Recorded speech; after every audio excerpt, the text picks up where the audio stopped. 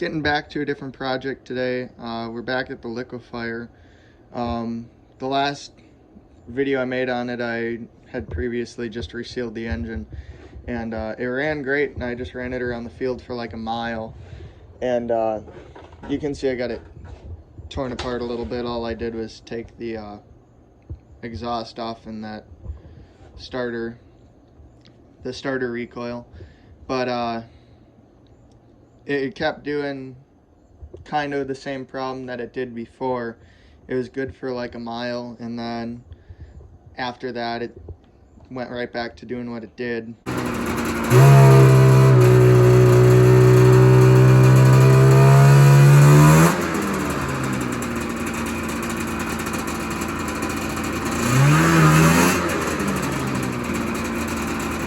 And so I figured I did ultrasonic clean the carbs and went through that, and it doesn't seem like that's the issue. And when I put the engine back together, when I was resealing it, I did notice that the flywheel was a little loose on the keyway.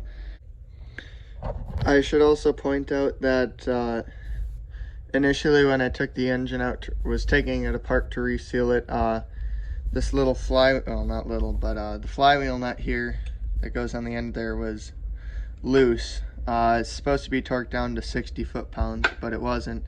Apparently this little washer that goes in there and is supposed to, lock on the nut didn't do anything. I guess it was from the flywheel rotating back and forth, just worked it off.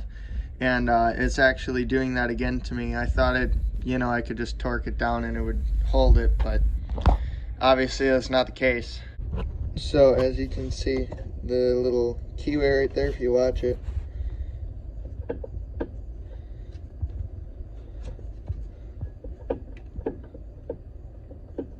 unfortunately what's happening is the keyway is loose in the actual crankshaft. I thought before it was the keyway on the flywheel, which would have been not quite so bad, but now we have to try and shim up that keyway on the crank. So there's a couple different ways I can think of doing it. One is to sacrifice a feeler gauge and just put them in there, and that's the best way to get a exact tight fit. Otherwise I don't know what else I could use. But let's see if we can get this apart first without actually pulling this engine out, because that would suck again. So one problem that we're gonna have is because our flywheel has a ring gear in there, it's not just gonna pop right out. We need to take this cover off here. That cover's held on by that bolt, and that bolt also holds the engine mount on. So we need to figure out a way to hold the engine up. And you can see down here I've got this little inner tube. I just kind of shoved it under there. I'm going to take and inflate that. Hopefully that'll hold the engine up. It's just a little wheelbarrow inner tube. It actually is the perfect size for it. Yeah, because if we didn't have that, the engine would just flop down and torque on the mounts on that side. I went ahead and inflated my inner tube, and then I did take my bushing mounts out just so I could tell if it was holding it up or not, and it is. I went ahead and took the exhaust manifold off because in doing the inner tube thing, I found there's not quite as much play as I expected. I wish to have pulled the engine out this way a little bit. So I had to drain the coolant, which you don't have to take the exhaust off to drain the coolant, but I kind of want to paint it so it looks nice now anyways. So I drained the coolant, and you can see the radiator cap, it's empty, because down in here, right there, is the lower radiator hose. Underneath that hose is another bolt that we need to take off, so we should be able to just take it and pull it out and stretch it back. So you can see here that that hose is off, and right there's the nut I gotta fight to get off. The only thing I can fit down there is this open end wrench, and go a 1/6 turn at a time. Okay, we got all our bolts out. Next thing is to take our electrical off. I already unplugged the engine wire harness. He was right here. This guy plugs into there. We'll just push him back out of the way, and I'm gonna have to pop this pin, and that pin out, and disconnect these two white wires that go to this coil up here. And then it should be ready to just fall off. Okay, so as you can see, taking those wires out, it just kind of popped out, which no big deal, but there's our crank. So really, this should just wiggle right off. Okay, so now it should just be able to, be able to pop this off. There we go. Oh. So the inside doesn't look terrible, but you can see this keyway just popped right up. Yeah, it's maybe 1/1000th of an inch that's causing that. But we'll pull this out. I don't know if the keyway itself is worn. It looks fine. It's gonna be hard to get it to focus on this, but maybe it's just this is worn. I don't know. But like right here, you can see that where it actually sat in the crank, it's almost like it's worn down on the key, which in all reality is better than the crank. So maybe we'll just see if we can't get a new half moon Woodruff key. But I mean, it's actually worn considerably. So this could be a good day if this is the problem and not that. So luckily I have this junk crankshaft out of my Sportfire. It's a little grindy, but it's got a very nice keyway in it. So I think we're gonna steal this one and jam it in the liquefier, and hopefully it helps.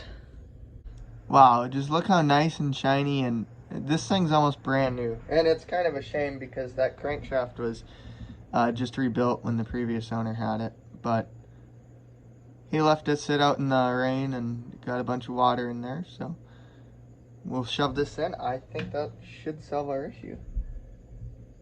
I don't feel any ridges on any of the crank parts right here where the flywheel would have been rotating back and forth, so that's good. It means we really didn't wear any on it, but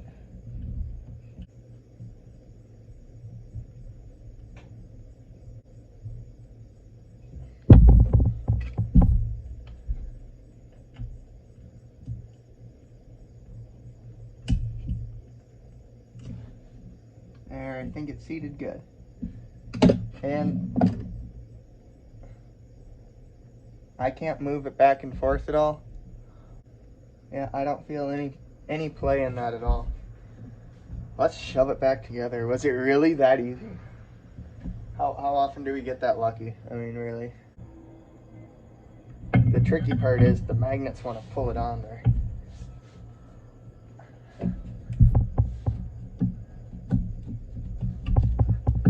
Alright, there we go. Well, I got the flywheel on, and there's definitely some play back in it. I mean, it's much better. Well, maybe there's not. I'm just going to take it off.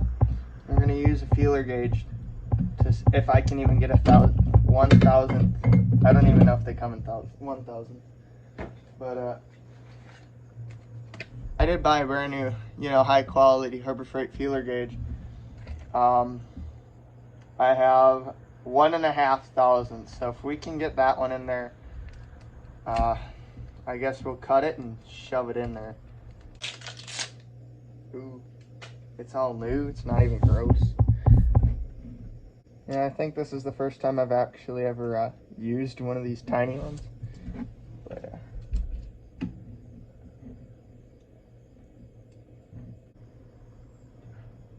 I can't really get it in there, so the play is less than 1,000th of an inch, which honestly is high tolerance. Oh, I got the corner stuck, but it doesn't like actually go down. Like it'll catch in there. You can see a line, that's how far it went down.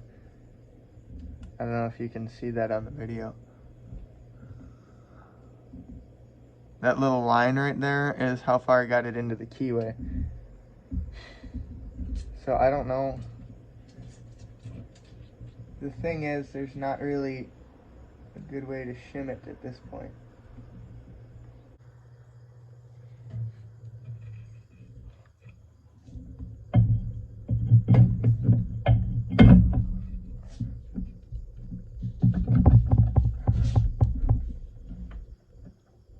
I think we're just gonna leave it with that key, and I'll put the bolt on here, torque it down. Okay, what I'm gonna do though, before I put it on there, I'm gonna clean up the inside here and that shaft with acetone. That way we get a nice clean bond. It's not slippery or anything. Okay, so looking at my flywheel, I was, gonna clean up that taper with acetone, and it's hard to see it in there, but you can just see that little lip. There's a ridge on this. I don't know if that's from where, I don't know how much it is. I don't know if I can file that or not.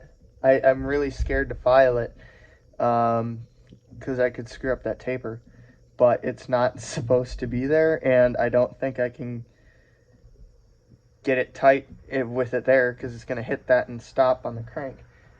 So I guess it's junk anyways. We can just go ahead and file it. If I destroy it, well, it was already junk. So I went and took and filed it. I did put a shop rag in there to try and keep shavings off the magnet. But if you can see, it looks like that ridge is mostly gone. I tried to really keep it on the top end. And if I did go a little much, I don't think I did. I really took my time with it. But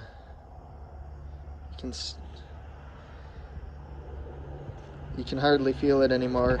And if I did, hopefully it seats down further on here and it won't wobble on this. But only one way to find out.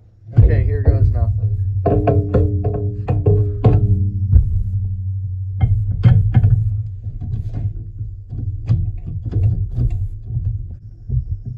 Yeah. I don't know if you can see, but it really shouldn't wiggle back and forth like that. That would be from all of that material that was gone from wobbling. I wonder, I have a Sport Fire flywheel now, but it's a different ignition. Dang it. That probably wouldn't work. The stator wheels are different sizes. Well, as I press on it, the keyway holds it tight. So I think if we put it on there and torque it down, it should be okay. So we're gonna go ahead and do that. I'm gonna start putting it back together. Okay, I got the setup now. It's the little custom bar that I made to hold these flywheels. Is just going up the front of the hood. It just needs something solid to butt up against. But we're gonna torque this thing down to 60 foot-pounds hopefully, and hopefully it all goes well. Okay, here we go.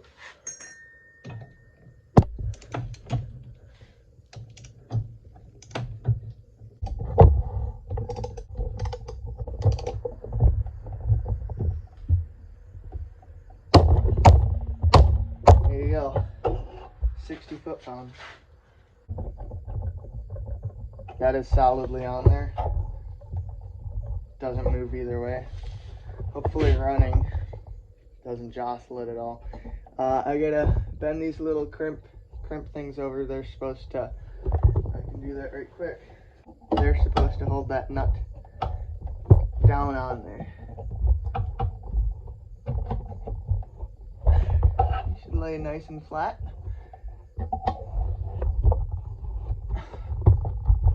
There we go. Now, since that little washer is keyed into the flywheel keyway. It really shouldn't back off, but you know, it did it before. Okay, so I got the housing on there. Next, what I'm gonna do, I already put the top two nuts on. The bottom two nuts are the hard ones to get to. I'm going to actually take and push and put my engine mounting bolts back in, and I'll take that inner tube out that's under there. That way I can get to the bottom too a little easier. That's a pretty cool trick with the inner tube. It works really well. Would do it again if I had to do it again. So I went ahead and after 20 minutes of fighting, I got that bolt that's under there in.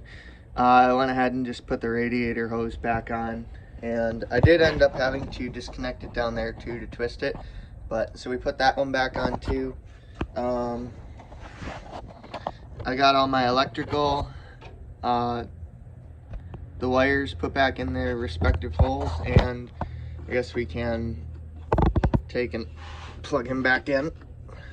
But all we got left to do now is take and put our starter cup on and the recoil, and we should go ahead and throw that exhaust on and put my carburetor and airbox back together, and we'll fire it up and see if she goes.